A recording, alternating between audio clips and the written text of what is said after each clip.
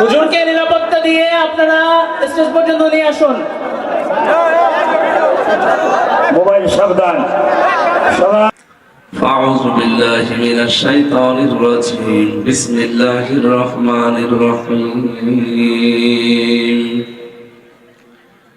سبحان الذي أسرى بعبده ليلا من المسجد الحرام إلى المسجد الأقصى الذي باركنا حوله لنريه من آياتنا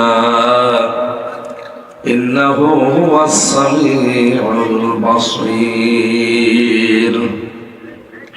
صدقت يا ربنا اللهم صل على محمد وآله وصحبه وبارك وسلم الحمد لله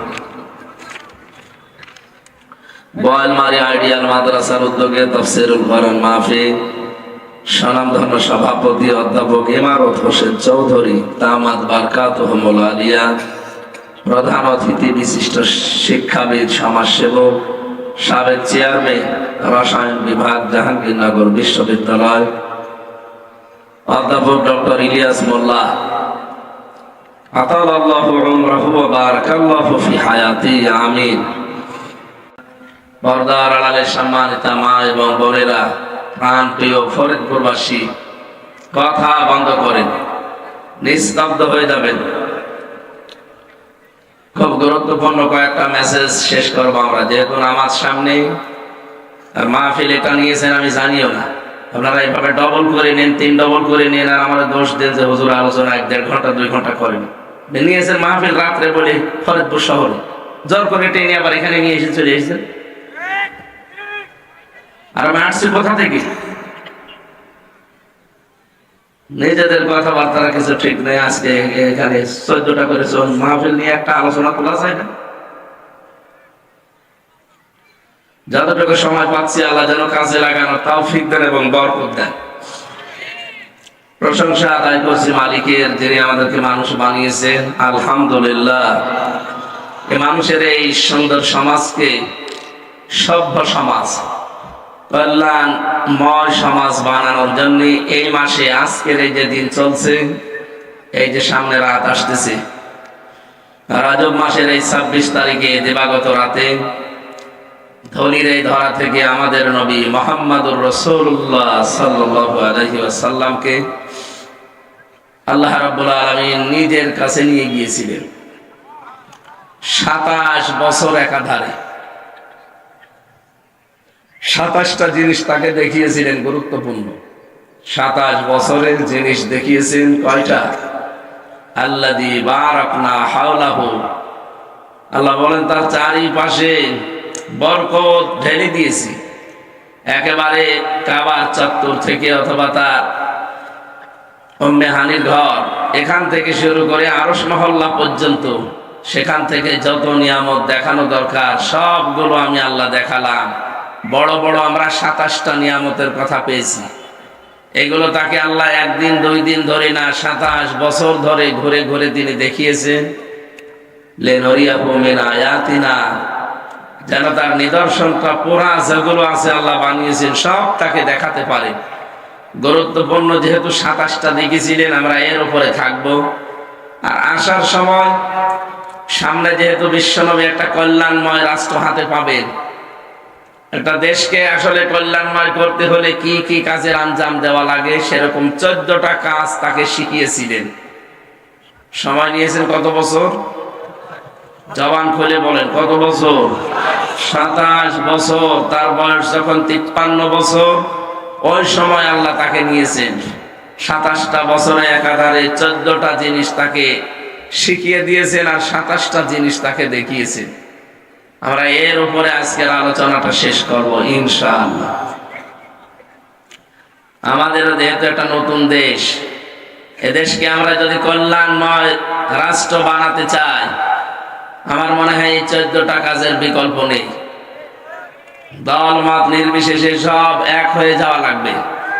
আজকে জনাব মাহমুদুর রহমান, আমার দেশ পত্রিকার সম্পাদক, উনি সকালবেলা একটা ভিডিও ছেড়েছেন, দেখেছেন আপনারা?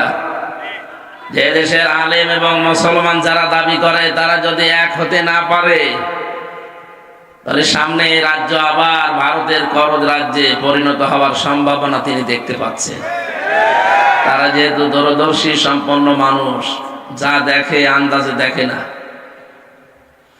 আমাদের জন্য সৌভাগ্যের বিষয়, আগস্টের 5 তারিখের আগ পর্যন্ত বাংলাদেশে মাত্র 100 জনের 15 জন মানুষ চাইতো দেশে ইসলাম কায়েম হোক।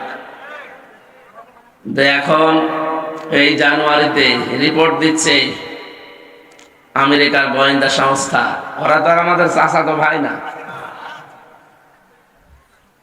তাম দুনিয়ায় যারা মুসলমানের শত্রু, তার ভেতরে তারা 1 নম্বরে আছে ইহুদি, 2 নম্বরে মুশরিক। মুশরিকের ভেতরে তাম দুনিয়ায় শুধু মুসলমান বাদ দিয়ে যা আছে সবাই পড়ে, কারণ সবাই আল্লাহর সাথে শিরক করে। এই কথা বুঝতেছে? এই জন্য ইহুদি তো 1 নম্বরে আছে, 2 নম্বরে মুশরিকদের ভেতরে, ওনারাও যেহেতু মুশরিক প্রকারান্তে, এই হিসাবে ওনারা আমাদের ভালো রিপোর্ট দেওয়ার কথা না। রিপোর্ট দিয়েছে এই দেশের এখন 100 জনের 58 জন মানুষ চাচ্ছে এই দেশে ইসলামের বিধান কায়েম হোক। আপনি আরো 5 মাস যেতে দেন, এই দেশে 100 জনের 100 জন মানুষই বলতে বাধ্য হবে এই দেশে আল্লাহর কোরআনের বিধান কায়েম হোক। যেহেতু 15 থেকে 58 অলরেডি চলে এসেছে, আর যেভাবে দেশে দলে দলে পালে পালনের মানুষ ইসলামের দিকে ঝুঁকতেছে, আমরা আশা করতে পারি সামনে আল্লাহ আমাদেরকে একটা নতুন কল্যাণময় রাষ্ট্র হাতে তুলে দেবেন। এটা তুলে নিয়ে তৈরি করার দায়িত্ব, যেহেতু রজব মাস আর আজকে এসে 26 তারিখ, আমাদের উচিত হবে নবীর ওই 14টা কাজ দল মত নির্বিশেষে এখন পরিবার, সমাজ এবং রাষ্ট্রে বাস্তবায়ন করা। এবার আসেন নবীকে কিভাবে নিয়ে কি কি দেখালেন, আমরা সেদিকে যাচ্ছি ইনশাআল্লাহ। আল্লাহ রাব্বুল আলামিন ঘটনাটা এত আশ্চর্যজনক, মেরাজ নাম শুনেছি সেই জন্মের পর থেকে, এত আশ্চর্যজনক ঘটনা এটা।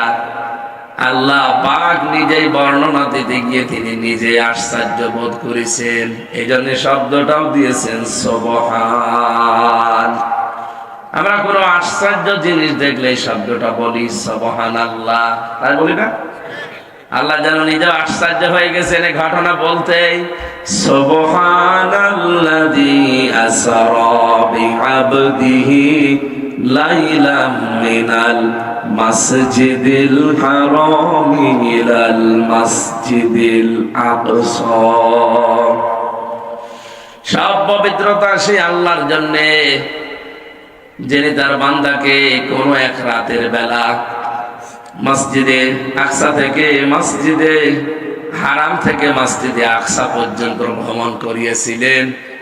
কেন করিয়েছেন এবার আল্লাহ সেই বর্ণনা দিচ্ছেন। আল্লাযী বারাকনা হাওলা, যার পাশে চারিদিকে বরকতের ফেরেশতারা সব ঘিরে ছিল। যদিও ফেরেশতা জিবরাইল এসেছিলেন, কিন্তু তাকে নেওয়ার জন্য ফেরেশতা জিবরাইলের সাথে আল্লাহ পাঠিয়েছেন বরকত স্বরূপ আরো 70,000 ফেরেশতা। আমি নবীর শান মান মর্যাদা বর্ণনা করার জন্য না, কারণ তার শান মান আমরা জানি যে অনেক বেশি। জিবরাইল এসে তার পায়ের নিচে ফেরেশতা তার জহব্বা দিয়ে চেটেছিলেন, তাকে স্মরণ করিয়েছিলেন যে ওঠেন, আপনাকে আল্লাহর মেহমান হিসাবে লিনুরিয়াহু মিন আয়াতিনা, তার বিভিন্ন নিদর্শন আল্লাহ দেখাবে, আমার সাথে চলেন। নেওয়ার সময় যত ঘটনা আছে আপনারা কম বেশি জন্মের পর থেকে অনেকেই শুনেছেন। প্রথম, দ্বিতীয়, তৃতীয়, চতুর্থ আসমান, এভাবে নিতে নিতে একেবারে সর্বশেষ রব্বুল আলামিন বাইতুল মামুর নাম শুনি আমরা, বাইতুল আকসা নাম শুনি আমরা। মুহাম্মদুর রাসূলুল্লাহকে আল্লাহ কিন্তু শুধুমাত্র সাধারণ মানুষের ইমাম বানিয়ে নামাজ আদায় করাননি। দুনিয়াতে লক্ষ লক্ষ নবী তার পেছনে, ফেরেশতা তার পেছনে নামাজ আদায় করেছিল। এই জন্য তাকে বলা হয় ইমামুল মুরসালিন, সাইয়্যিদুল মুরসালিন। নবীদেরও তিনি ইমাম, নবীদেরও নেতা। এখানে একটা প্রশ্ন জাগে, যে লোকটা নবীদের পর্যন্ত নেতৃত্ব দিয়েছেন, তার নেতৃত্ব বাদ দিয়ে দুনিয়ায় এমন কার নেতৃত্ব আছে যে মেনে নেওয়া যায়? আপনার বিবেক কি নেই? সেই নবীর আদর্শ এখনো পর্যন্ত আমাদের সামনে বিদ্যমান। মাথায় যদি অন্তত গোবর না থাকে, হালকা পাতলা মগজ থাকে, সেই লোকটার জন্যও মুহাম্মাদুর রাসূলুল্লাহ বাদ দিয়ে অন্য কাউকে নেতা মানা জায়েজ নেই। সে তো মানতেই পারে না। এরপরও হয়তো দুনিয়ার দিকে তাকিয়ে শয়তানের ধোঁকায় পড়ে অনেকে উল্টা পাল্টা অনেক দিকে যান। আপনি এখনই আপনার মত, আপনার সিদ্ধান্ত এখনই পাল্টাবেন। যতদিন বেঁচে আছি এই পৃথিবীতে, কিয়ামতের দিন যেন মুহাম্মাদুর রাসূলুল্লাহর পেছনে থাকতে পারি, এই আশা উদ্দেশ্য নিয়ে কোনদিন আর কাউকে নেতা মানি না, মুহাম্মাদুর রাসূলুল্লাহ বাদ দিয়ে। এটা একমত আছেন আপনারা? মাহফিল সাকসেস হয়ে গেছে। তারা হাত তোলেননি, তারা আর কয়েকদিন পরে করবেন। এবার আসেন দ্বিতীয় পয়েন্টে। তাকে আল্লাহ প্রথমেই দেখিয়েছেন, আমি যে 27টা জিনিসের নাম পড়লাম, এক নাম্বারে আল্লাহ তাকে মিজানের পাল্লা দেখিয়েছেন। কিসের পাল্লা? মিজানের পাল্লা। মানে আমরা কি মনে করি, এরা কথা বলে কি, এর সমস্যা কি? শুনতে পাচ্ছেন না কথাগুলো?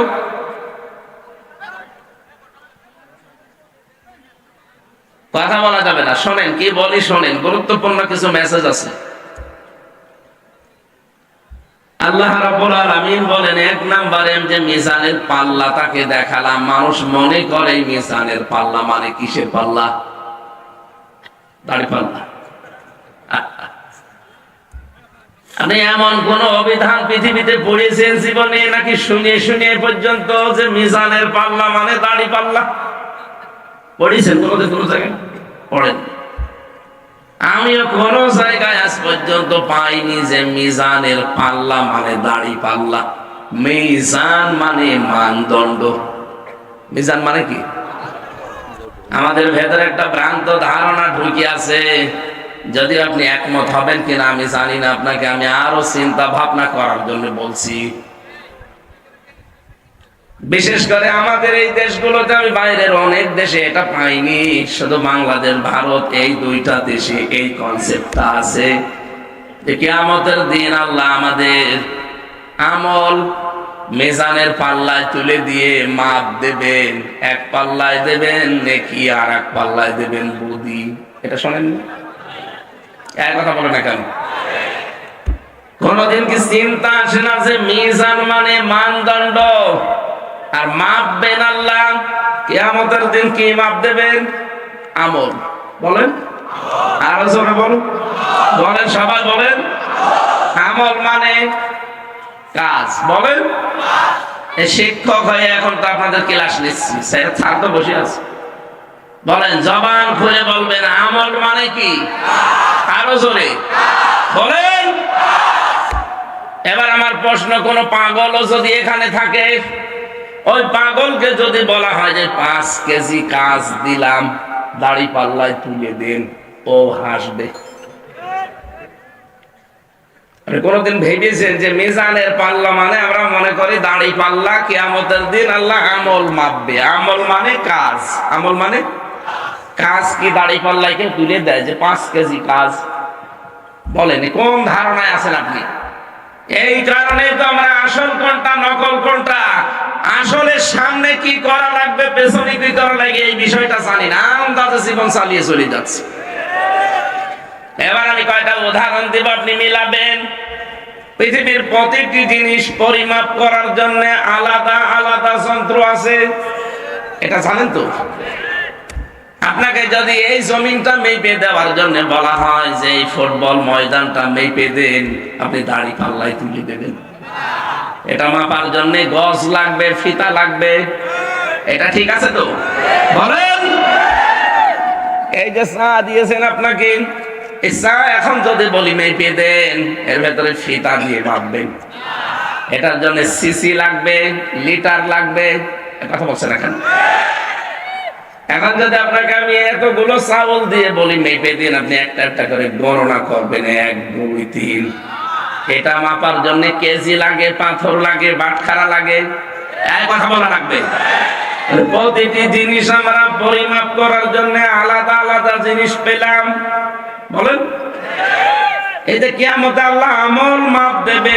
আমল মানে কাজ মাপার জন্য একটা আলাদা যন্ত্র আছে না? কাজ মানুষ মাপে কি দিয়ে? গুরুত্ব দিয়ে। গুরুত্বের ভিত্তিতে কাজ মাপা হয়। আপনি আসলে কাজটা গুরুত্ব দিয়ে করেছেন কিনা এর উপরে আমি কাজ পরিমাপ করতে পারি। নবীজিকে আল্লাহ যে মিজান দেখিয়েছেন, আসলে বিষয়টা আমরা অনেকেই জানিও না, চিন্তাও করি না। কিয়ামতের দিন আল্লাহ মিজানে মাপ দেবেন, ঠিক আছে, কিন্তু সেটা মাপ হবে গুরুত্বের ভিত্তিতে। এখন এই যে স্টেজ বানিয়েছেন, এই কথা বলেন কোন কারণ? আপনি গুরুত্বপূর্ণ একটা বিষয় আপনি খেয়াল না করে বাইরে যেতে গিবত করবেন। বসেন। এই স্টেজটার ভেতরে গুরুত্বপূর্ণ কি আছে আর গুরুত্বহীন যেগুলো না হলেও স্টেজ হয়। এই যে খুঁটি আছে 4টা আর সামিয়ানা, এই 2টা গুরুত্বপূর্ণ। এখানে গুরুত্বহীন অনেক জিনিস বসে আছে, এই যে আমি না থাকলেও কিন্তু স্টেজ হবে, হবে না? স্যার না থাকলেও স্টেজ হবে। এই যে কার্পেট বিছিয়েছেন, চা খাওয়ার জন্য কাপ দিয়েছেন, পোস্টার আছে, এই যে তাওয়াল আছে, এই টেবিল চেয়ার আছে। বলেন, এগুলো না থাকলেও কি মানুষ বলবে না যে না এটা স্টেজ না? কিন্তু খুঁটি যদি না থাকে, সামিয়ানা না থাকে, তাহলে এখানে গুরুত্বপূর্ণ 2টা জিনিস পেলাম, খুঁটি, সামিয়ানা। এই 2টা আসল। এই 2টা না থাকলে কোনো পাগল এটাকে স্টেজ বলবে না। কিন্তু বাকি যা আছে এগুলো না থাকলেও অসুবিধা নেই। আরো জোরে। এই পৃথিবীতে আল্লাহ কোরআনে কারিমের ভেতরে 500 শরীয়তের বিধান দিয়েছেন। কয়টা? আরো জোরে। 6666টি আয়াত। এটা প্রসিদ্ধ। 6236টি আয়াত, এটা বিশুদ্ধ। আপনি যে কোনোটা মানতে পারেন, অসুবিধা নেই। 6666টি আয়াতের ভেতরে 500 আয়াত হচ্ছে শরীয়তের বিধান, যেটা গুরুত্বপূর্ণ ফরজ বলা হয়। এই জন্য দুনিয়ায় যত ফরজ বিধান আপনি দেখবেন, প্রতিটি ফরজ বিধানের ভেতরে আবার গুরুত্বপূর্ণ কিছু আল্লাহ আলাদা করেছেন। এই যে নামাজ, নামাজের বাইরে ভেতরে মিলে ফরজ কয়টা? 13টা। বলেন বলেন। আপনি 12টা আদায় করলেন, একটা আদায় করেননি। এখন যদি বলেন আমার তো 12টা আদায় হয়েছে, একটা নাই ছেড়ে দিয়েছি, তাতে কি? অন্তত 12টা সওয়াব আমারে দেন। আপনার কি একটা সওয়াব হবে? কি হবে? 0, শূন্য, কোনো দাম নেই। পুরা 12টায় মাটি। কি বুঝলেন এখান থেকে? সারা জীবন তো নামাজ পড়েন। এরকম ফরজ বিধান দুনিয়ায় যত আছে সবগুলোতে আলাদা আলাদা আলাদা কিছু গুরুত্বপূর্ণ জিনিস সব ভাগ করা আছে। হজের ফরজ নেই, রোজার ফরজ নেই, যাকাতের ফরজ নেই। কোন বিধান আছে দুনিয়ায় যে ফরজ অথবা বিধান নেই? দেখবেন প্রতিটি ফরজ বিধানের ভেতর আবার ফরজ। নামাজ যেমন ফরজ, নামাজের ভেতরে আবার ফরজ কয়টা? আল্লাহ রাব্বুল আলামিন এই পৃথিবীর ভেতরে আমাদেরকে পাঠিয়েছেন, ইন্নী জাইলুম ফিল আরদি খলিফা। আমি তোমাদেরকে জমিনে খলিফা করে পাঠালাম। কি করে? আরো জোরে বলেন। বলেন তো, ইন্নী জাইলুম ফিল আরদি। আল্লাহ যদি বলতেন ফিল খানকা খলিফা, যে খানকায় পাঠালাম খলিফা করে, তাহলে আপনি আল্লাহর ওলির মুরিদ হয়ে গেলে আপনার দায়িত্ব শেষ। কি? আপনি ওখানে মুরিদ হয়ে গেলে আপনার আর কোনো চিন্তা ছিল না, কয়দিন পরে দেখবেন আপনি খলিফা হয়ে গেছেন। আপনাকে কোন দরবারের খলিফা করে আল্লাহ পাঠাননি।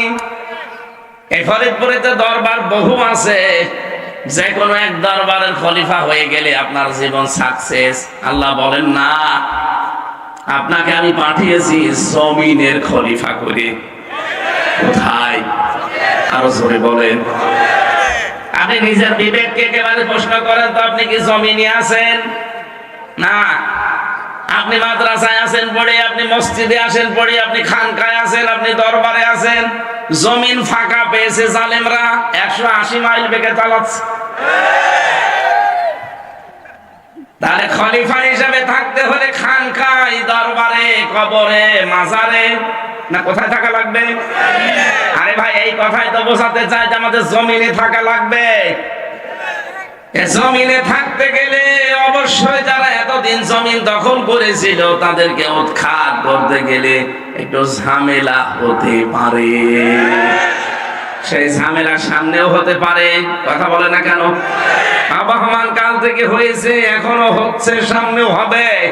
কারণ আল্লাহর খলিফা এ জমিনে আল্লাহ পাঠিয়েছেন। জমিনে আমরা ছিলাম না, এজন্য জমিন ফাঁকা ছিল, জালেমরা মন মতো চালিয়েছে। এখন যেহেতু আপনি এসেছেন, ওরা তো এমনি এমনি আপনাকে ছাড়বে না। কিন্তু আমরা যেহেতু আল্লাহর খলিফা, এ জমিনে আমরা থাকবই। এখানে থাকতে চাই কেন? কারণ এই জমিনে আল্লাহ এই কোরআন দিয়েছেন। বলেন না কেন? এই কোরআন এই জমিনে দেয়নি। এর ভেতরে 500 শরীয়তের বিধান আছে। আমি যেমন নামাজের 12টা ফরজ আদায় করলে আর একটা না করলে আমার পুরা নামাজ বাতিল, একটা সওয়াবও হবে না, পুরা জিরো, শূন্য। কারণ গুরুত্বের ভিত্তিতে আপনি প্রথম কাজটাই করেননি। ঠিক তেমনি এই 500 বিধানের 499টা হয়তো আপনি মানেন, কিন্তু একটা মানেননি। এদিকে তাকান, 499টা মানেন, একটা মানেন না, এবং আপনি বিরোধিতা করেন। আল্লাহর কসম, ওই 499টা মানলেও আপনার সওয়াব হবে জিরো। এই জমিনে নামাজ পড়া ফরজ, আপনিও বলছেন, আমিও বলি, আমিও জানি। রোজা রাখা ফরজ, আপনিও মানেন, আমিও মানি। কিন্তু কোরআন দিয়ে সংসদ চালাতে হবে, এটাও যে ফরজ আমি জানি, আমি মানি, আপনি জানেন, কিন্তু আপনি মানেন না। এটাকে তখন আপনি বলেন এটা রাজনীতি, এটা ধর্ম ব্যবসা। আপনি জাতে মাতাল হলো তো তাহলে ঠিক আছে, কথা বলেন না কেন? আপনাকে আমি বাঁচাতে চাই ভাই, আপনি ভুল করছেন, বুঝে করেন আর না বুঝে করেন, আপনার 499টা আদায় হচ্ছে। আকিমুস সালাত যেমন কোরআনে আল্লাহ দিয়েছেন, আতুজ যাকাত যেমন দিয়েছেন, আন আকিমুদ্দিন ওইরকম দিয়েছেন। সুতরাং নামাজ পড়বেন, রোজা রাখবেন, হজ করবেন, যাকাত দেবেন, বাবা 499টা পালন করবেন। কিন্তু আকিমুদ্দিন, এই জমিনে আল্লাহর খলিফারা তার দিন কায়েম করবে, এটা আপনার কাছে রাজনীতি মনে হয়, দুনিয়ার কাজ মনে হয়। আল্লাহর কসম, 13টা ফরজের 12টা আদায় করে যেমন একটা সওয়াবও পাননি, 499টা মানতে পারেন, একটা মানেননি, আপনিও কিচ্ছু পাবেন না। কিয়ামতে আল্লাহ যখন মাপ দিয়ে দেখবে, আরে 499টা হয়েছে আর একটা কই, একটাও সওয়াব নেই, ওরা জিরো, শূন্য হয়ে যাবে। এটা যারা সহজে বুঝে ফেলেছেন ভালো, যারা এখনো বোঝেননি এদিকে আসেন, কানের নিচে 2টা করে দিচ্ছি, তখন বুঝবেন। এত সহজ করে বলার পরও আপনি না বোঝার ভান করে থাকেন, ঘটার জায়গা পান না। এই বোয়ালমারি এখন যদি তেলের কেজি 60 টাকা হয়, ফরিদপুর শহরে যদি 59 টাকা হয়, 1 টাকার জন্য দরকার ওখানে যাবে। এটা তো বেশ ভালো বলছো। ফরজ নামাজের উদাহরণ দিলাম, 12টা ফরজ আদায় করি, একটা আদায় না করলে পুরাটা মাটি। আর 499টা আদায় করো, দিন কায়েমত একটা, এইটা আদায় করতে গেলে তখন রাজনীতি মনে হয়, দুনিয়ার কাজ মনে হয়। কিয়ামতে আল্লাহ যখন মিজানে মাপবে, তখন গুরুত্বহীন, কিচ্ছু পাবে না। আমি দেখতে পাচ্ছি আয়াতটা পড়ে আপনি, আমি অনেকেই কিন্তু ধরা খেয়ে বসে আছি। এখন আপনি কি করবেন? আপনার বিবেককে কাজে লাগান। আমার মনে হয় যদি আপনি এই ওয়াজ বুঝে থাকেন, এ মাহফিল সাকসেস। আর যদি না বোঝার ভান করে বসে থাকেন যে আমারে বোঝাতে পারলে আমার বউ দিয়ে দেব, তোর বউ বলছে তুমি কি করলে, বলছে আরে আমাকে বোঝাতে পারলে, তুমি আমারে বোঝাতেও পারবে না, বউ দেব। আপনি এইরকম ধান্দায় যদি থাকেন, এখানে 1 ঘন্টা কেন, ওরা 45 মিনিট সময় আছে, তারপরে বলছে না আমাদের শরীরের অবস্থা 5 মিনিট কথা বলাই ঠিক না। ডাক্তার বলছে সারা দেশ সারাতে ঘুমাবে। জালেমরাকে আমার শান্তিতে রেখেছিল 3 বছর, ফাঁসির কন্ডেম ছেলে 3টা বছর আমার শেষ করে দিয়েছে। এখন তো বেশি আছে, আমার মনে হয় এটা দয়া আল্লাহ। ডায়াবেটিস কত চলছে, কোন সময় হয় 15, 19, 27। আমার এই শরীরে ডায়াবেটিস, শয়তানও বিশ্বাস করে না, কিন্তু আছে। জালেমরা 3টা বছরে আমার কতগুলো রোগ এদের কারণে হয়ে গেছে। খাবার দাবারও দিত না ঠিক মতো। এই জন্য বলছি আগামী থেকে আমির জামাত ডক্টর শফিকুর রহমান হাফিজাহুল্লাহ, ওনার কাছ থেকে উনি জানিয়েছে প্রত্যেক জেলায় একটা করে নিব। মানুষজন সব ওখানে যাবে আর লেখাপড়া করবেন। এক একটা সাবজেক্টের উপরে কমপক্ষে 60 ঘন্টা পড়া লাগবে। আমরা যা বলি এটা আন্দাজে 1 মোসানবীর কাহিনী 2.5 ঘন্টা বলছে, তো যা শোনে ওরাও বোঝে না, যে বলে ওরাও বোঝে। আমি 20 মিনিট কথা বলছি, এই গুরুত্বপূর্ণ কথাগুলো আপনি টের না পেলেও স্যার টের পেয়েছি। কি বলতে চেয়েছি আপনি বুঝেছেন? এরপরেও যদি কেউ ভুল করেন, সত্যি কথা বলছি, আপনি কিন্তু কিয়ামতের মিজানের পাল্লায় মাপ দিতে গিয়ে ওই নামাজ ফরজের যে উদাহরণ দিলাম, 12টা আদায় করেছিলেন, 1টা আদায় করেননি, তাহলে পুরাটা 0 বা 0। আপনারও কিয়ামতে 0 বা 0 হবে। তখন আফসোস করে লাভ হবে? নবীকে আল্লাহ এই মিজান দেখিয়েছিলেন যে আপনি এইটা কে বলবেন যে গুরুত্বপূর্ণ কাজগুলো আগে করো, আর আমরা ওইটাই আপনাকে বোঝাতে আসি যে নামাজ যেমন গুরুত্বপূর্ণ, দিন কায়েম করাও গুরুত্বপূর্ণ। এই দিন যদি বাংলাদেশে কায়েম হয়ে যায়, এই দেশে তখন চাঁদাবাজি করার লোক পাবেন না। দিন কায়েম নেই, এই জন্য বাংলাদেশে এখনো চাঁদাবাজ আছে না নেই?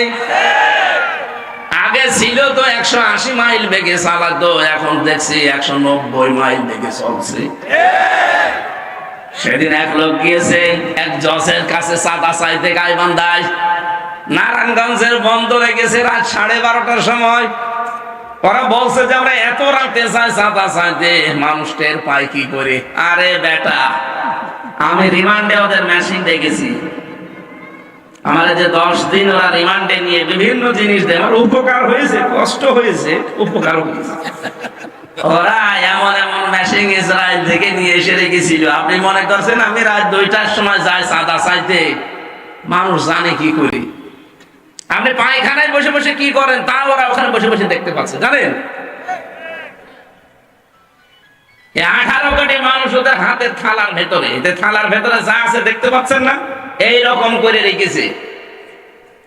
আপনাদেরকে যারা এই উলট কাজে নিজেদের জীবন অলরেডি আরম্ভ করে দিয়েছেন 5 তারিখের পরে, তাদেরকে হালকা সতর্ক করছে, আপনি কিন্তু টের পাচ্ছেন না। গোয়েন্দা বিভাগ যারা আছে দেশে কাজ করে, সর্বোচ্চ আমি মাঝে মাঝে যোগাযোগ রাখি, দেখি এরা বলছে হুজুর দেশটাতে শুধু আমরা এখন দেখতেছি কে কি করে। এতদিন তো যাই হোক হয়েছে, খেয়েছে, এখনো সামনে কাদের কাছে দিলে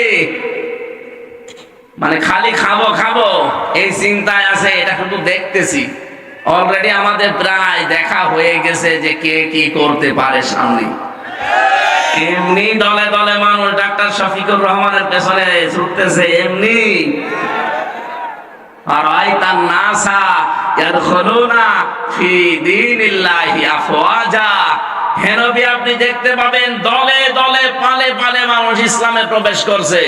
কোথায় 100 জনের মাত্র 15 জন, 5 মাসের ব্যবধানে হয়ে গেছে 100 জনের 58 জন। এমনি জালেমদের সহ এই মুনাফিকদের মাথা খারাপ হয়ে গেছে এমনি এই কারণে।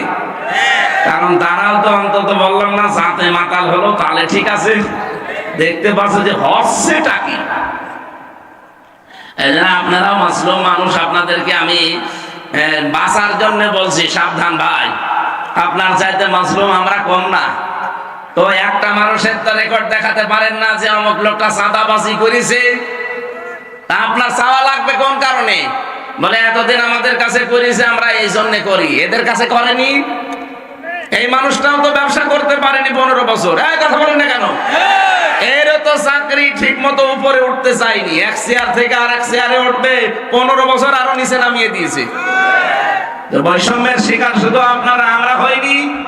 দেখো আমরা তো এগুলো করি না। সাবধান, আপনি থামবেন। আপনাদের সর্বোচ্চ যিনি দায়িত্বে আছেন তিনি পাগল হয়ে গেছেন অলরেডি, বারবার ভিডিও বার্তা পাঠাচ্ছে। এই কি আরম্ভ করেছেন আপনারা? থামেন। জনগণ যদি সত্যি মুখ ফিরিয়ে নেয়, কোন বাবা আপনার পাশে থাকবে না। এজন্য আমরা সাবধান হব ভাই। নবীজিকে আল্লাহ যে মিজান দেখিয়েছিলেন, আমরা কিন্তু মিজানের একটা হালকা টাচ পেলাম যে কিয়ামতের দিন আল্লাহ মাপ দেবে আমাদের কাজ, আর কাজ দাড়ি পাল্লায় তুলে দিয়ে মাপে না, পাঁচ মাপতে হয় গুরুত্বের ভিত্তিতে।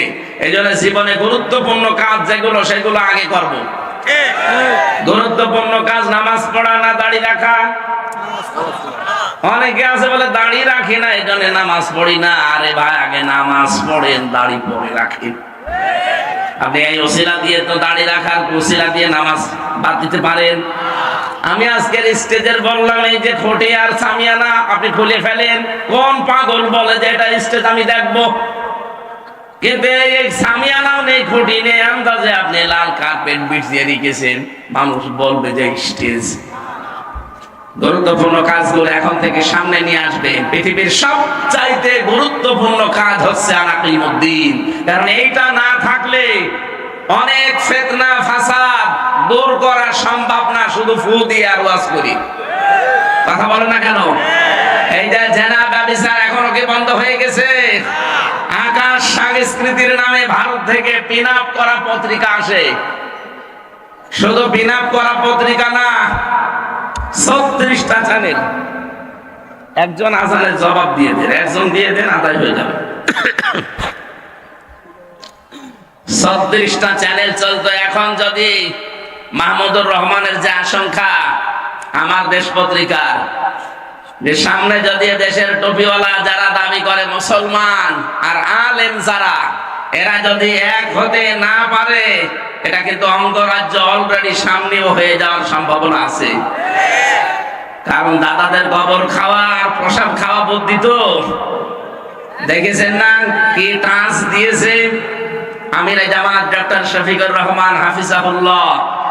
উনি চারমনায় পীর মুফতি সৈয়দ রেজাউল করিমের সাথে শুধু হাত মিলিয়েছে। আজকে সকালবেলা আবার আরেকজন দিচ্ছে। অনেকে এতদিন ফতোয়া দিতে চার দোকানে বসে বসে কোন দিকে যাবো, হুজুররা ঠিক নেই। এখন তো অন্তত ঠিক হয়েছে, এখন তার ওই কথা আপনি বলতে পারেন না। এই কথা বলেন না কেন? এখন আর ফতোয়াবাজি করার সময় আছে? সর্বনায় পীর উনিও দেখলাম শেষ পর্যন্ত কথা বলছে। অনেকে বলতো যারা হাত মিলায় না, আমরা কিন্তু অলরেডি হাত মিলিয়ে ফেলেছি। কিন্তু এক দলের মাথার উপরে ঠাটা পড়িস, ঠাটা না আরো কিছু পড়বে আপনাদের মাথার উপরে। আমরা চাই স্যারের কথা যে আমরা একটা পরিবার বানাতে চাই এ দেশকে। এই কথা বলে না কেন? এই সম্প্রীতিটাই এই ডাইনি মহিলা ধ্বংস করে ফেলেছিল। দলীয়করণ নাম দিয়ে আওয়ামী লীগ করলে সব মাপ, আওয়ামী লীগের বাইরে গেলে আমার মতো মানুষকে রাজাকার বানিয়ে দেয়। কোথায় পৌঁছিয়েছে? আমার চাচা আওয়ামী লীগ করে, ঠিক আছে, সে চেয়ারম্যান ছিল, সে আমার আর আমার বাবার একদিন খাবার খাওয়াতে ডাক দিয়েছে। কোন শয়তান যেন হানিফ সাহেবের কাছে পান লাগিয়েছে যে আমির হামজাকে আর ওর বাপকে আপনার যে ডান হাতে এলাকায় চেয়ারম্যান সফর, সে খাবার খাওয়িয়েছে, আপনি এখন কি করবেন করেন। তো ঠিক চাচারে ধমক দিয়েছে, হামজাকে ডাক দিয়ে খাওয়ালে মানে আমার ভাতিজা। ভাতিজা তাই কি? এই দলে থাকতে হলে কোনো ভাতিজাও মানা যাবে না। কোথায় পৌঁছিয়েছিলেন আপনি? আপনি কি শুধু একা থাকবেন এই দেশে? আল্লাহ এই জন্য আপনাকে একাই বের করে দিয়েছে। এমন জায়গায় গেলেন, সারা জীবন বলছিল যে আমাদের স্বামী স্ত্রীর সম্পর্ক। কিসের স্বামী স্ত্রী? যার সাথে গেছে ও দাদার তো এখনো মুসলমানি দেওয়া হয়নি। ওর সাথে আপনি আন্দাজে স্বামী স্ত্রীর সম্পর্ক মিলিয়ে দিলেই হবে? আর দাদার যে বয়স, এখন যদি মুসলমানি করানো লাগে, ওই হাসান পাবেন কোথায়? কারণ ও পাকা মোটা সওয়াল। এখন হাসান যে সে তো চোখ খুলে কাটতে পারবে না, চোখ বন্ধ করে কাটা লাগবে, তাও বুড়ো হাসান লাগবে। এখন মুরব্বী মানুষ এমনি হাত কাঁপবে, বুড়ো মানুষ তারপরে চোখ বন্ধ করে ও আগা কাটতেছে, গোড়া কেটে ফেলবে। মানে দাদার জীবনের মতো বিয়ের স্বাদ মিটে যাবে। এই জন্য ওনার সাথে বিয়ে যেহেতু জায়েজ না, আছে কন্যা ওখানে থাক, কিন্তু আবার সমস্যা যেন না হয়ে যায়। একটা ফ্যাক্ট কিনা জানি না, কয়েকদিন শুনছি ওই দেশের এক মন্ত্রী অমিত শাহ, সে নাকি ওনার ছোট বোনকে ধর্ষণ করেছে, এ নিয়ে এখন তোলপাড় চলছে। এটা সঠিক কিনা আমি জানি না, তবে এইরকম যদি কিছু হয়ে থাকে কোথায় কিছু নিয়ে যাচ্ছে। এই জন্য আমরা একটু আশঙ্কা করছি অন্তত কন্যা যেন সেফে থাকে। আর ডোনাল্ড ট্রাম্প যা আরম্ভ করেছে, 20 তারিখে ক্ষমতা নিয়ে শপথ পাঠ করে ও বলেছে ভারতের 16 লাখ নাগরিক দেশে অবৈধ আমি সব ফেরত পাঠাবো। দাদার মাথা খারাপ। এতদিন বলতো বাংলাদেশ না খেয়ে মরবে, এখন দেখেন পেঁয়াজ আর আলু পচে যাচ্ছে, আমাদেরকে ওরা খাবারের ভয় দেখাতো। আরে ভাই মুসলমান আমরা, এই দেশে আমাদের 1 বছরে 1 মাস না খেয়ে থাকা ফরজ। আমরা কি আপনাদের মতো পেট সর্বোচ্চ? আমরা না খেয়ে থাকাকে বছরে 1 মাস ফরজ মনে করি, আর তাদেরকে খাবারের ভয় দেখা দেখে এখন নিজেরাই কান্নাকাটি করে মরছে যে না তোমরা আমার বাপ, তোমরা আমার দুলো ভাই, তাড়াতাড়ি। আর ওদিকে ট্রাম্প যা আরম্ভ করেছে, দাদার ধুতি থাকবে, পাগল হয়ে গেছে। এরা যতগুলো আশা করেছিল একটা আশা সাকসেস হচ্ছে না, সব আশায় জুড়ে বালি। অনেকে যারা মনে করছেন না, মাঝে মাঝে তো আপা আশা দেয় যে চট করে আসবে, কিসের চট করে? যা করেছে আপনার সাথে তো করেনি, আপনি টের পাচ্ছেন না। আমি ভিকটিম, আমি নিজে টের পেয়েছি যে কি করেছে। তুরস্কের একটা মিডিয়া রিপোর্ট দিচ্ছে, এই দেশে একটা সংস্থা যে বাবা আর মাকে আলাদা ঘরে রেখে বাচ্চাদেরকে আলাদা ঘরে রাখতো, মায়ের দুধ পান করতে দিত না। এই জালেমরা কোথায় পৌঁছিয়েছিলেন আপনি? ওরা ডিভাইডেড করে ফেলেছে জাতিটাকে। এই জন্য ডক্টর মোহাম্মদ ইউনূস প্রথম দিন যেদিন দেখেন এই দেশের দায়িত্ব নেয়, ওই দিনই বলেছিলেন যে আমরা বাংলাদেশকে একটা পরিবার বানাতে চাই। আমরা ওইটা চাই। এই কথা বলেন না কেন? আমাদের কাছে কোনো দল বিদল থাকবে না, আমরা সব একটা পরিবারের মতো হব ইনশাআল্লাহ। দ্বিতীয় নম্বরে নবীকে আল্লাহ দেখালেন কাউসার। কি? নবীজিকে আল্লাহ যখন দেখাচ্ছেন জিবরাইলকে দিয়ে, হঠাৎ দেখলেন একটা গম্বুজ, গম গম করে আওয়াজ হয়। ফেরেশতাকে জিজ্ঞাসা করেন ইয়া আখি জিবরাইল, হে ভাই জিবরাইল, এই যে আওয়াজ হয় কি এই ঘরের ভেতরে? এর নাম কাউসার। কি কিভাবে কি হয় দেখেন, চারিদিকে ঘোরেন, দেখলেন লেখা আছে চারিদিকে বিসমিল্লাহির রহমানির রহিম। নবীজি বললেন এটা কি লেখা আছে? তো বিসমিল্লাহ বুঝলাম না। ফেরেশতা বলে হে নবী, দুনিয়ায় যারা সব কাজের আগে বিসমিল্লাহর আমল করে, আল্লাহ তাকে এই পানি কিয়ামতে খাওয়াবে। নবীজি দুনিয়ায় আসার পরে যে কোনো কাজ শুরু করার আগে তিনি বিসমিল্লাহর আমল করতেন, আর মাঝে মাঝে বলতেন রব্বুল আলামিন তুমি যেন আমাকে হাউজে কাউসার থেকে বঞ্চিত করো না, কারণ আমি বিসমিল্লাহর আমল ছাড়ি না। এই দেশে শহীদ জিয়া তিনি সংবিধানে বিসমিল্লাহির রহমানির রহিম সংস্থাপন করেছিলেন, অথচ এনারা আসার পরে সেই বিসমিল্লাহটাই তুলে দিয়েছে। কথা বলেন না কেন? আরে ভাই, যারা বিসমিল্লাহ বিশ্বাস করে না, কিয়ামতে তারা হাউজে কাউসার পাবে। আরো জোরে বলেন পাবে। আর আমার তো মনে হয় এখন যেহেতু সংস্কার চলছে দেশে, এই দেশে 96% মুসলমান আমরা বাস করি। আল্লাহ রাব্বুল আলামিন এই কোরআনে সংবিধান নামে একটা সূরা দিয়েছেন, সূরা ফুরকান। 77টা আয়াত আছে, 73টা ধারা আছে। যারা আলেম আছে, জ্ঞানী মানুষ আছে, আমার মনে হয় এই দেশে দল মত আর দেখা টাকা ঠিক না, সব আওয়াজ তোলা দরকার যে ৭৭টা আয়াতের ৭৩টা ধারা সংবিধানে এখন দেওয়া হোক। ডক্টর মোহাম্মদ কামাল হোসেনের লিখিত সংবিধান দিয়ে তোমরা দেখলাম যে ছাতা চোর গেলে ডাকাত হয়, ডাকাত গেলে খুনি হয়। এইটা এই ৭৩টা ধারা একটু ওই জায়গায় বসিয়ে দেখেন, চোর কোনোদিন আর ডাকাত হবে না, চোর ভালো হয়ে যাবে। সে ক্ষমতায় আছে না? সারা মায়েদার ৩৮ নম্বর আয়াত একটু ওখানে সংযোজন করেন। এই জন্য আমরা চাচ্ছি, যখন সংস্কার আরম্ভ হয়েছে, চলছে, মুসলমানদের এখন প্রাণের দাবি হওয়া দরকার। সংবিধান নামে যে সূরাটা আল্লাহ কোরআনে দিলেন, এই সংবিধান বাংলাদেশের সংবিধান হিসাবে এখন কায়েম করা হোক। আমরা চাই এটা। যারা চান দেখি লিল্লাহি তাকবীর। আলহামদুলিল্লাহ। কিয়ামতের দিন এইটা যখন হাত আল্লাহ দেখাবে, আমরা সংবিধান হিসাবে এইটা চেয়েছি, আমার মনে হয় হাউজে কাউসার আল্লাহ আমাদেরকেও ভাগ্যে দিয়ে দেবে। কয়েকটা শর্ত আছে এটা পাওয়ার জন্য। নারী পুরুষ যারা এসেছেন, ফাসাল্লি লিরাব্বিকা, রবের নামে নামাজ পড়তে হবে, লোক দেখানোর জন্য না, ভোট পাওয়ার জন্য না। নামাজ পড়তে হবে কার নামে? অনহার, কোরবানি করা। কোরবানি মানে শুধু পশু জবাই করা না, কোরবানি মানে পরীক্ষা দেওয়া, ত্যাগ তিতিক্ষা সহ্য করা। সামনে যেহেতু ইসলাম, আমার মনে হয় রাষ্ট্রীয় পর্যায়ে আল্লাহ এনে দেবে ইনশাআল্লাহ। সেই হিসাবে আমাদের নাহার লাগবে, কোরবানি লাগবে। আমরা প্রস্তুত আছি না? মুসলিম যারা এই হাউজে কাউসার পাওয়ার আশা আছে, তারা কষ্ট সহ্য করা লাগবে। ইন্না শানিয়াকা হুয়াল আবতার। যারা আমাদের শত্রু হবে, আল্লাহ গ্যারান্টি দিয়েছেন তারা লেজ কাটা নির্বংশ হবে। এমন যখন নির্বংশ হয়ে যাচ্ছে অনেকে, সারা দেশের একই অবস্থা, শুধু এই ফরিদপুরে না।